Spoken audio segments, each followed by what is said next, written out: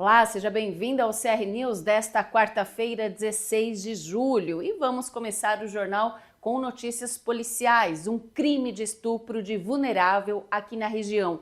Um rapaz de 29 anos foi preso na noite de ontem, terça-feira, em Pindorama, suspeito de abusar sexualmente de uma criança de 3 anos de idade, que é sobrinha dele. A criança deu entrada no pronto-socorro da cidade, acompanhada do pai, e queixava de dores nas partes íntimas, e foi constatado então pela equipe médica que o órgão genital da criança estaria machucado e havia resquícios de sêmen.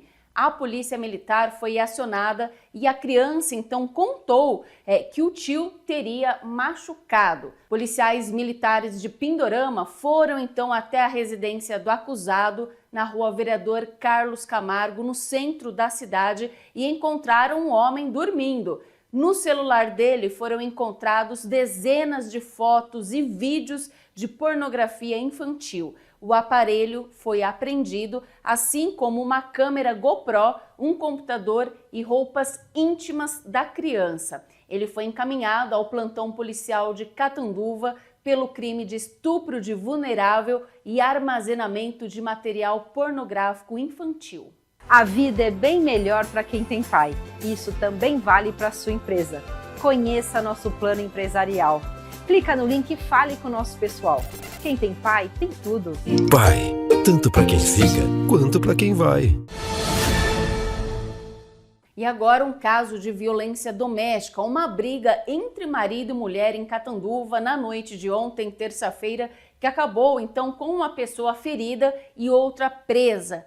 Desta vez o marido foi esfaqueado e a mulher presa. O caso foi registrado na residência do casal no bairro Jardim Paraíso e, segundo o boletim de ocorrência, os dois estavam embriagados no momento da discussão e durante a briga o homem de 43 anos teria agredido a companheira de 42 anos com cabo de vassoura. A mulher, então, para se defender, pegou uma faca e golpeou o marido no tórax. O homem ficou ferido gravemente. Ele foi socorrido por uma equipe do SAMU encaminhada ao Hospital Padre Albino, onde permanece internado. A polícia militar foi acionada e encontrou a faca usada no crime ainda na residência. A mulher apresentava lesões corporais, passou por exame médico e foi levada ao plantão policial, onde prestou depoimento e permanece presa à disposição da Justiça. E o governo de São Paulo autorizou a abertura de concurso público para preencher 4.400 vagas de soldados de segunda classe da Polícia Militar. A autorização foi publicada nesta terça-feira no Diário Oficial do Estado. E, segundo o governo estadual, a seleção será dividida em 2 editais, com 2.200 vagas cada. O primeiro deve ser lançado em agosto deste ano e o segundo em janeiro de 2026. O salário inicial para o cargo é de R$ 4.825,21. Para se candidatar, é necessário ter entre 17 e 30 anos, estar em dia com as obrigações eleitorais e militares e atender à altura mínima exigida de 1,55 m para mulheres e 1,60 m para homens. Os aprovados reforçarão o patrulhamento preventivo e ostensivo em todo o estado. Atualmente, a PM conta com 3.500 soldados de segunda classe e 645 alunos oficiais em formação. Não pule esse vídeo, eu quero falar com você. O Plano Pai é perfeito para você e sua família, com tantos benefícios que nem cabem nesse vídeo.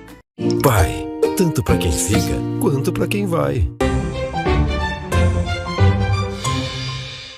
E vamos falar agora de política. A Renata Marques, comentarista de política, como prometido na semana passada, vai fazer agora uma análise da entrevista do presidente da Câmara, Marcos Crippa, que fez um balanço do primeiro semestre frente ao Legislativo. Uma boa noite, Renata. Boa noite, Natália. Boa noite a todos que nos acompanham. Conforme prometi no último jornal, assisti toda a entrevista do vereador e presidente da Câmara, Marcos Cripa, onde ele falou em uma das rádios da nossa cidade.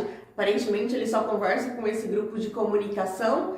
E como eu já esperava, pelo menos para mim não foi surpresa nenhuma, o vereador só trouxe notícias boas, né? Ele começou falando dos vereadores estarem alinhados, deu ali, no caso, em primeira mão, na ocasião, porque a entrevista foi na sexta-feira passada, a devolução dos 5 milhões aos cofres da prefeitura, salientou que tem a certeza que o dinheiro devolvido será empregado com responsabilidade, pois ele sabe do compromisso que o prefeito tem com o dinheiro público. Ele falou sobre a harmonia dos poderes e ainda ele fez uma menção ali que a Câmara, se ela quiser, ela consegue destruir, né? A união ali de vereadores consegue destruir um executivo, por exemplo. E é por isso que ele trabalha ali com a harmonia entre os poderes e em dar sustentação ao prefeito, que os projetos apresentados ali pelo executivo sempre são em benefício à população. E até aí, tudo normal, nada, né, contrário de se esperar, mas ele não falou nada sobre a fiscalização. Cadê a fiscalização? O compromisso de fiscalizar onde esses 5 milhões devolvidos vão ser empregados. E até mesmo aqueles 100 milhões que vocês aprovaram lá do empréstimo, sem estar muito direcionado onde vai ser gasto. Até onde essa harmonia, vereador, está sendo favorável para a população? Ou está sendo conveniente com o executivo na questão da fiscalização? Porque em um passado bem recente, o próprio vereador, o Marcos Cripa, ele fez questionamentos à Secretaria de Esporte. Um exemplo que eu vou dar aqui para vocês. Em menos de 10 dias atrás, o prefeito nomeou para um cargo de comissão, não sei se já existia, se ele foi criado, mas também não faz diferença aqui nesse comentário, nesse momento, mas o prefeito nomeou o senhor Caio Augusto Alves dos Santos, o conhecido como Caio Forgiani, que foi coordenador na gestão passada da comunicação, que esteve envolvido em supostas irregularidades, entre elas a acusação de assédio moral, mas que agora ele vai voltar a um cargo da prefeitura.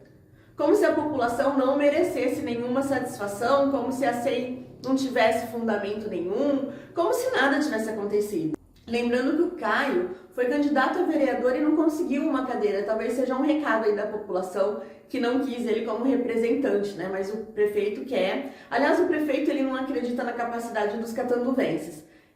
Ele não consegue nenhum nome diferente para os cargos. É sempre uma dança das cadeiras, né? Não deu certo em um cargo, ele vai lá e coloca em outro e vida que segue. Então, cadê esse tipo de fiscalização? Não é impedimento, a gente sabe que quem executa é o prefeito, mas cadê pelo menos o questionamento para a população? Sobre o problema da piscina, eu só vi o vereador David lá conferir e ver o que está acontecendo. Cadê os fiscalizadores? Cadê os fiscalizadores, presidente? Parece que aos olhos do Marcos Cripa, do prefeito de Catanduva, tá tudo muito bem, né? Não temos nada do que reclamar e só boas notícias. Outro assunto que repercutiu bastante esse final de semana, Natália, foi uma pauta que o vereador David Roger apresentou há um tempo atrás, não é notícia nova não, que envolve a administração de vários condomínios da cidade e chega a uma dívida de R$1 milhão ou quase R$1 milhão e acabou ganhando espaço novamente porque a matéria passou na TV Tem e o acusado, né, tentou de alguma forma impedir que essa matéria fosse ao ar, mas não conseguiu, e outros canais de comunicação, inclusive nas redes sociais, acabou repercutindo a matéria e trazendo a discussão novamente. E vale lembrar que aqui a gente não está trazendo boatos, intrigas, não é uma questão de briga de condomínio, não estamos tomando partido de um dos lados, mas a questão é que envolve a justiça. Existe esse levantamento, envolve uma má administração, existe acusação aí de ameaças dos dois lados e apesar desse assunto talvez não interessar para você que está aí nos assistindo, envolve quase 10 mil moradores e eles merecem sim ser noticiada, ter nossa atenção. Não dá pra gente jogar isso para debaixo do tapete, fingir que não está acontecendo aqui na nossa cidade, independente se isso é público, né, político, ou se isso é de uma questão privada, porque existe uma pessoa aí em posição de vereador e a gente talvez não goste de dar uma opinião dele ou do lado político que ele se coloca. Um assunto nessa proporção, ele tem que ser trazido porque envolve a nossa cidade. Tentar tirar o foco do problema e apontar para quem está denunciando é algo que encontramos lá na velha política. Acusar um morador que está junto com outros moradores, buscar uma solução, trazer denúncias, de montar um curral político, é no mínimo desonesto com os envolvidos que estão passando por uma situação sem nenhuma empatia.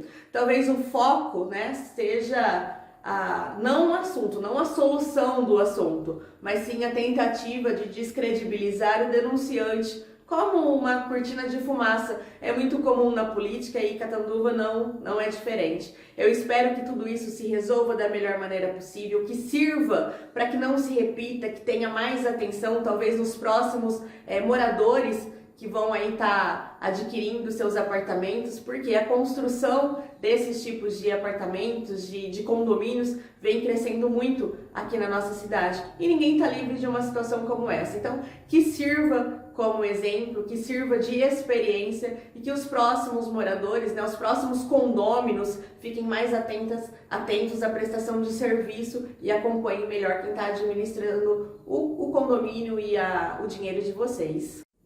Eu quero pedir desculpa aí pela minha voz, eu passei por uma gripe bem forte, ainda estou em recuperação, então a voz ainda às vezes falha muito, às vezes tem que gritar para conseguir sair.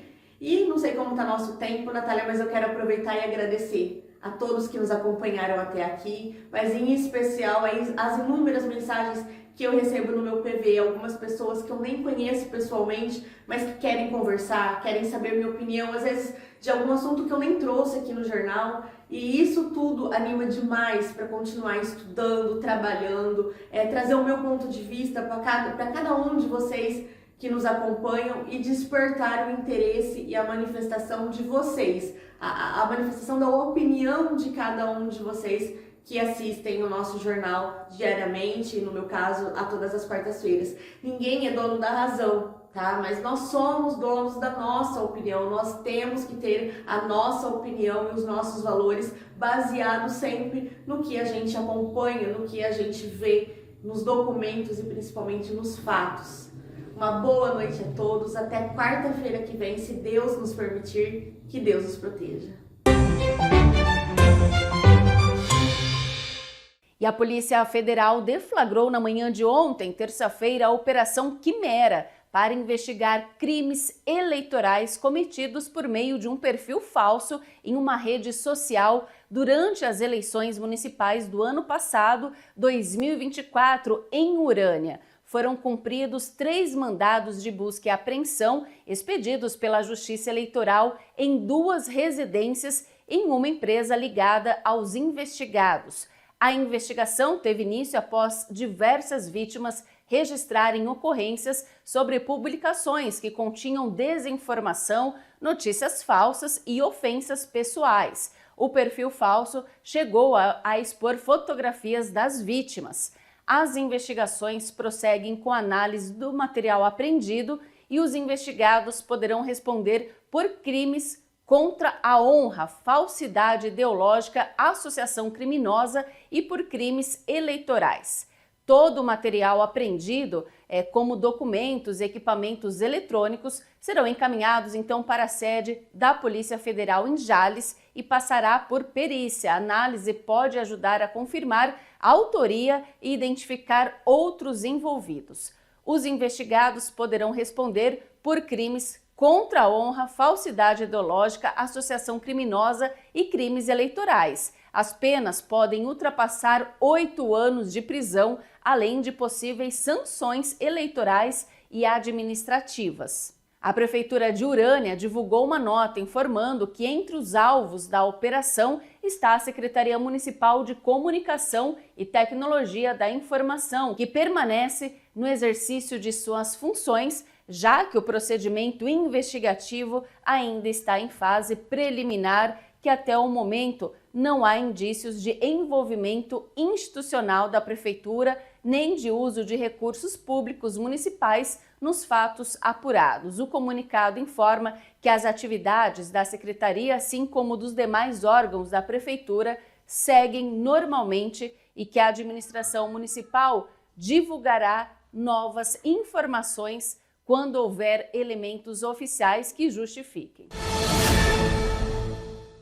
A Secretaria de Desenvolvimento Econômico e Trabalho, em parceria com o Senac, está promovendo o curso de Cuidador de Idoso para você que quer ser um profissional da área ou que tem um idoso em casa e precisa aprender técnicas e cuidados diários. No curso contém aulas práticas e ensina os cuidados de higiene, alimentação, mobilidade e saúde, conforto e bem-estar, sempre zelando pela integridade física e psicológica do idoso. O curso é de graça e tem certificado e será realizado de 4 de agosto a 10 de outubro, no período noturno, das 7 da noite até as 10h30, na Avenida José Nelson Machado, 1795. E as inscrições devem ser realizadas através desse número aí, que é o WhatsApp, é o 17 3524 1398.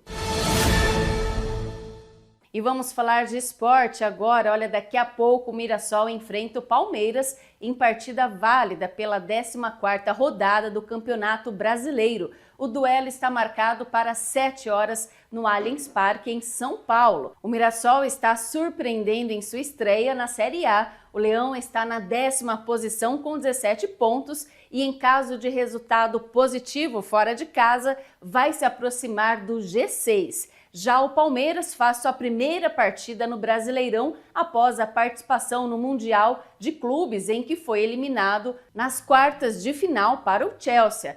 Na competição nacional, o Verdão ocupa o 5º lugar com 22 pontos e busca se reaproximar dos líderes. O jogo entre Palmeiras e Mirassol será transmitido de maneira exclusiva pelo Premier Pay-Per-View. O Pai tem convênio com vários médicos de Catanduva. Você terá acesso a médicos especialistas atendendo em consultórios particulares. Fale com o nosso pessoal. Deixe o Pai ser o plano da sua empresa. Empresa que tem Pai tem tudo. Pai, tanto para quem fica quanto para quem vai. E o Jornal CR News termina aqui. A você uma ótima noite e até amanhã.